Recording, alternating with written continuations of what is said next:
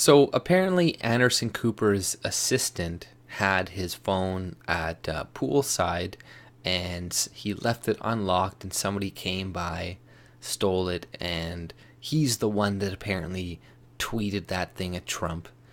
And it wasn't somebody who hacked the phone; it was apparently somebody who just came by and took it, while it's unlocked. But that's if you believe that, right? Maybe it was the assistant, and he wanted, to get Anderson Cooper in trouble. Right? He's like, I'm gonna tweet this to make him look bad, or whatever. Or maybe he did tweet it himself, and it was a lapse of judgment, right? And then they're like, hey, man, you can't do this. We already look really bad with all of this other shit that's coming out. We already look extremely biased, right? There was that whole reporting on Don Jr., right? Where it was like 10 days earlier. It took them, I don't know how long to retract the story. And it's like such a huge oversight, too. It's such a massive story. Like, there was people so happy about it, right? It was pretty much the same thing as the Brian Ross thing, right? Where he didn't say president elect. It was to the same scale as that, and they're saying it's an error and stuff, and I can believe that, I guess, but at the same time, uh, they've been known to misrepresent things in the past, especially to make Trump look bad. Like, does anybody remember the koi pond with the fish? And there was the president of Japan that was there, and then he dumped his food in, and then Trump just followed his lead into the same thing. And what did CNN do?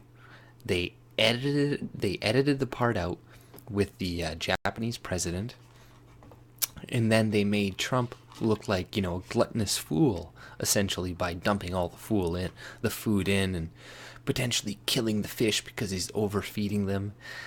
They even did like stories about it, and there was like panel discussions about killing the fish and stuff. And it's like, come on, clearly you guys have it out for Trump. You have since the election, before the election.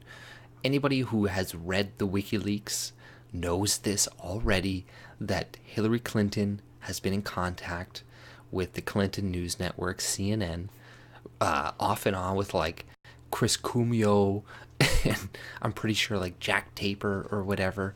So, these people, like WikiLeaks, has never had to make a retraction with anything they've ever released.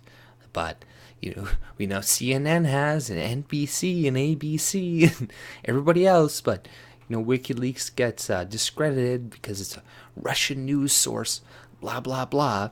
But even that whole Russian thing, it's like falling apart every day. There's like, you find out that a lot of the top investigators within it were sending anti-Trump tweets to their girlfriend, and their girlfriend happens to be on the Fusion GPS that was working with Russia. It's like, these are the people who are actually corrupt and working with Russia, and it's not even Trump. So, now they're off of that, and now they're moving towards a sexual harassment thing, and they're like, oh, we need an investigation for Trump's sexual harassment claims now. It's like, they're just going to keep it going until the midterms and until the next election. They're going to find something else. This is just, and it's I don't see how CNN is going to go back to getting into at least some people's minds that they're balanced reporting. Like, I don't know, I think they've been exposed already enough by people like James O'Keefe, etc., going in there and exposing Van Jones and whomever else, saying that like the Russia thing was bullshit. It's like, I don't know, I've seen enough to know that these people are partisan as hell already. And if I didn't see all of this recent shit in the past year or so, then potentially I could have been like, hey, maybe they're not that bad, and this and that. But every day It's something new for them, but that's all I pretty much had to say. If you like my content, subscribe and have a good day. See ya.